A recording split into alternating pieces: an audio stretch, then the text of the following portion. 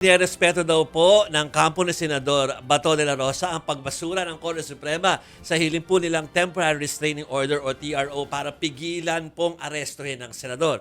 Kaugnay po rin yan ng inilabas na warrant of arrest ng International Criminal Court or ICC. Sa inilabas po na dokumento ng SC, siyam ang bumoto na i-deny ang TRO dahil dyan hindi manghihimasok ang korte kung sakaling magkaroon ng koordinasyon yung gobyerno natin at ang ICC kaugnay ng warrant of arrest. Niraw po ng Supreme Court na ang denial ay para lang sa interim relief at hindi pa ito para sa main petition na inihain nila noong March 2025. Magpa-file naman ang motion for reconsideration. Kaugnay po niyan ang legal counsel ni Bato na si Attorney Israelito Torreon. Patuloy naman pong ginit ng palasyo, valid ang warrant of arrest laban kay Senador de la Rosa. Git pa ni Castro o ni Yuse Castro, mako-consider pong fugitive ang nagtatago na senador kung pagbabasayan ang pananaw ng Office of the Solicitor General.